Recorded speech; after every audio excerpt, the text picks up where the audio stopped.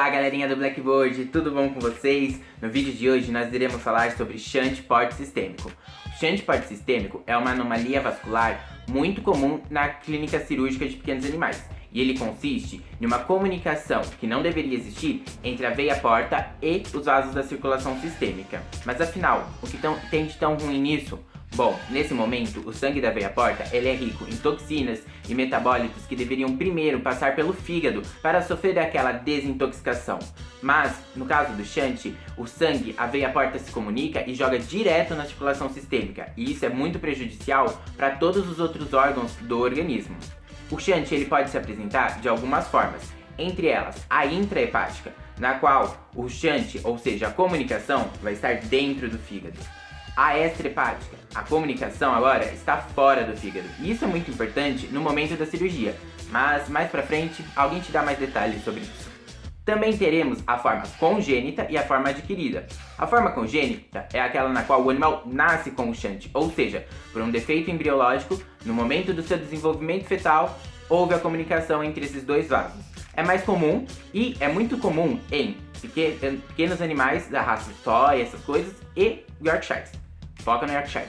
E a forma adquirida. A forma adquirida é aquela que o animal vai desenvolver o shunt, mas por causa de outra doença. Ou seja, o shunt é uma consequência de uma outra doença hepática que esse animal pode ter, como por exemplo uma neoplasia hepática.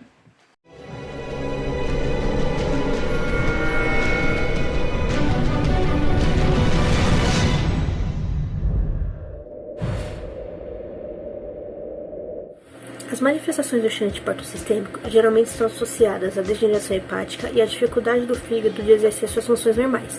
O que a gente costuma ver nos animais é uma incapacidade de crescer da maneira correta, muitos animais apresentam uma estatura menor que deveriam e uma perda de peso geralmente progressiva. Além disso, temos casos de depressão, de pitialismo, principalmente em gatos, sinais de ataxia e de cegueira aparente também. Além desse quadro, tem o quadro das manifestações inespecíficas, que são associadas à disfunção hepática, como anorexia, vômitos e diarreia. E os sinais mais inespecíficos relacionados à hipertensão portal, que também ocorre juntamente ao shunt portosistêmico, como dor, distensão abdominal e pulsos periféricos fracos. Oi pessoal, tudo bem? Hoje eu vim falar um pouco para vocês sobre os métodos diagnósticos do shunt portosistêmico, tanto na medicina humana como na medicina veterinária. Atualmente, existem vários métodos diagnósticos, só que os mais utilizados são o ultrassom abdominal, a cintilografia nuclear hepática e a tomografia. O ultrassom abdominal já é muito conhecido por nós e ele é um método não invasivo, de baixo custo e também de fácil acesso para os proprietários, sendo mais utilizado, Ele pode ser associado com o Doppler, que nos ajuda a visualizar se há anormalidades no fluxo sanguíneo portal. Além disso, temos a cintilografia nuclear hepática, que também é um método diagnóstico por imagem, só que com a utilização de radiofármacos. Esses radiofármacos são administrados ao paciente e eles são distribuídos aos tecidos conforme as características funcionais. É utilizado um aparelho que faz a leitura desses radiofármacos, faz a leitura da radiação e com isso o médico pode dar o diagnóstico. Só que esse método de diagnóstico ele é mais utilizado na medicina humana. E agora a gente vai ficar sabendo mais um pouquinho sobre as técnicas cirúrgicas com o resto do pessoal. O tratamento do shunt portosistêmico na medicina veterinária é cirúrgico e consiste na oclusão do vaso anômalo. Antigamente, era realizada a oclusão total deste vaso, porém trazia riscos de complicações, como hipoplasia ou aplasia da circulação porta-cranial ao shunt, ou até mesmo hipertensão portal aguda, que poderiam causar complicações ainda mais graves. Por conta disso, atualmente, o tratamento de eleição para o shunt portosistêmico na medicina veterinária consiste na oclusão gradativa do vaso anômalo, com o uso de anel ameroide, que permite maior tempo para a circulação se readaptar, diminuindo assim os riscos de complicações.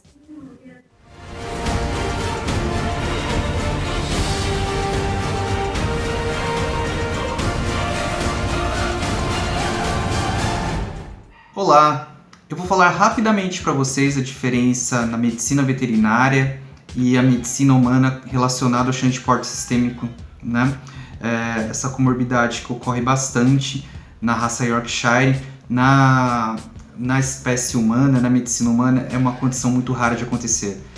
Bom, não muito diferente da medicina veterinária, na medicina humana, as comorbidades que ocorrem são encefalopatias hepáticas, hipergalactosemia, síndrome hepatopulmonar, além de tumores hepáticos. Para fechar o diagnóstico na medicina humana, é utilizado a ecografia com Doppler do sistema Porta, somado, né, à tomografia computadorizada. Isso irá fechar o diagnóstico, que é muito interessante, irá propiciar uma melhor visualização e irá proporcionar também uma melhor terapêutica para o médico. Bom, na medicina veterinária temos aí a portografia, que é um bioquímico inserido na região mesentérica, né, um contrastado, que irá propiciar uma melhor imagem, né, desse sistema e fechando o diagnóstico também. Bom, esse é o pouco que eu vou falar para vocês aí, o comparativo dessas duas áreas maravilhosas.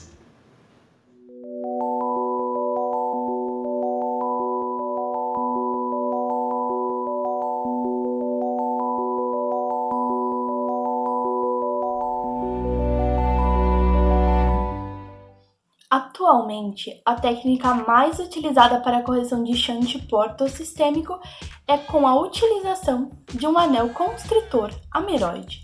Mas o que é esse anel? Esse anel, a sua porção interna, vai ser composta por uma argila de caseína higroscópica, no qual utiliza-se matéria mineral para promover essa absorção e expansão, e matéria orgânica, que no caso é a caseína. Essa caseína, ela vai ser obtida através de quebra de proteínas maiores por um processo de hidrólise. Certo, mas como que esse anel ele funciona? Esse anel ele será colocado no vaso e ele vai promover a absorção de líquido e ele vai se expandir, promovendo assim a oclusão gradativa do lumen. Esse anel ele é vendido por uma empresa que fica localizada na cidade de Líbano, no estado norte-americano chamado Oregon. E ele tem um valor de $70.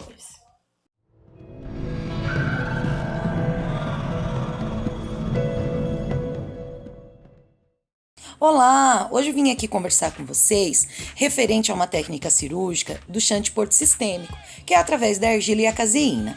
Bom, vou tentar explicar para vocês um pouquinho como essa técnica funciona.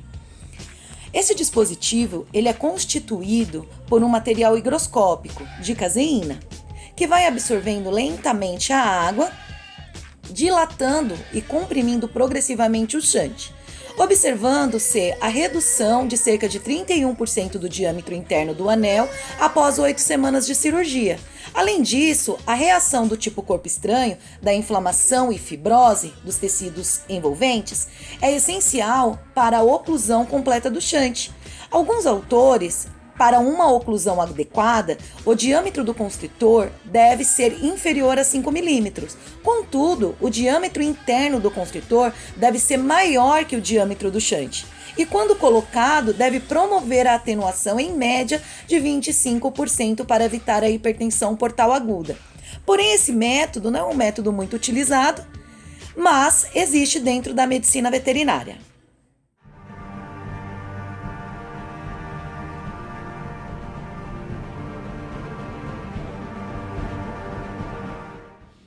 Vamos falar um pouco de bandagem de celofane no shunt porto-sistêmico? A utilização do celofane na ligadura do vaso faz com que tenha uma reação inflamatória, por ser um corpo estranho, tendo assim uma fibrose e uma lenta cicatrização vascular. Lenta que eu diga, de 2 a 4 semanas, diminuindo assim a hipertensão portal. E vocês devem estar se perguntando, como é feita essa bandagem, não é mesmo?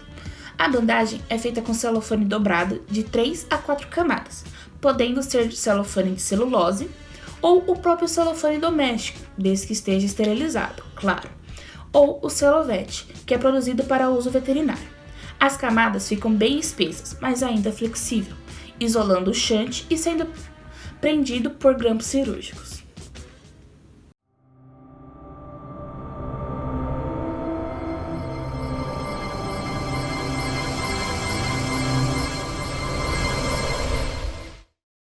Vou falar um pouquinho sobre o oclusor hidráulico.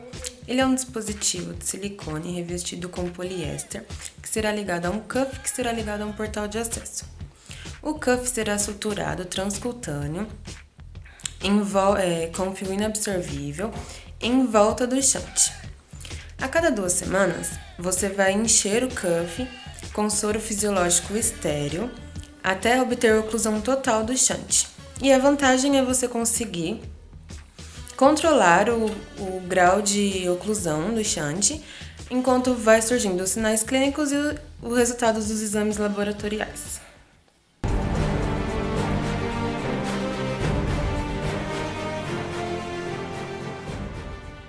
Bom, então como último método de shunt intra e extrahepáticos, nós teremos a embolização por via transjugular, sendo realizada em cães e gatos, tendo muito sucesso.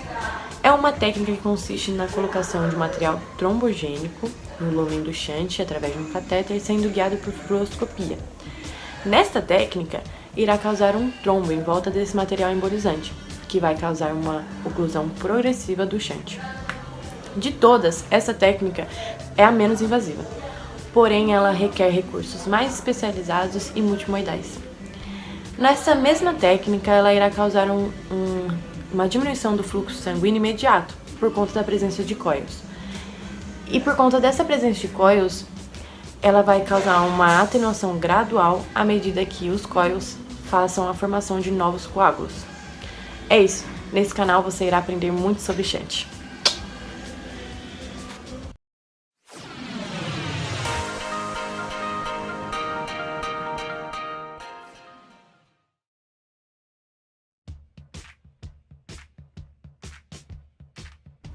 Bom, agora nós iremos demonstrar através de vídeos e do nosso modelo anatômico como é realizada essa técnica. O procedimento necessita de uma sedação profunda ou de anestesia.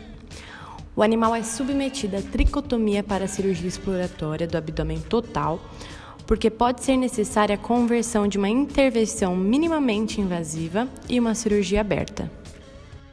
Essa técnica básica, em geral, é realizada com o paciente posicionado em decúbito lateral ou inclinado à esquerda em 45 graus, a partir da linha média. Esta técnica trata-se de um procedimento estéreo no qual o endoscópio é rígido e é introduzido no abdômen para a visualização das estruturas abdominais e para a obtenção de amostras por meio da biópsia. Também pode-se realizar um procedimento cirúrgico. A técnica possibilita a cirurgia exploratória no abdômen sem a necessidade de uma incisão total na parede abdominal. O procedimento é menos doloroso e estressante do que a cirurgia.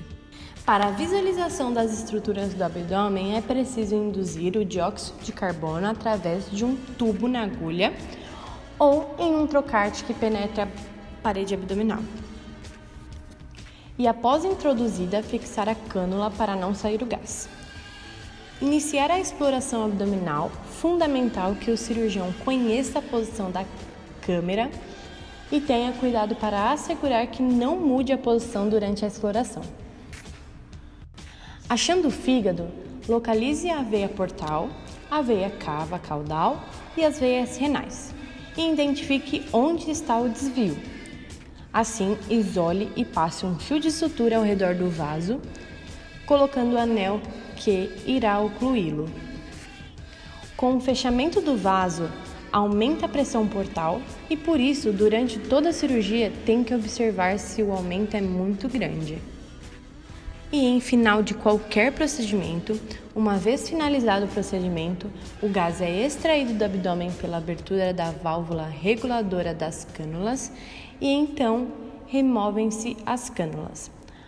A parede corporal, o tecido subcutâneo e as fendas da pele são suturados como de rotina.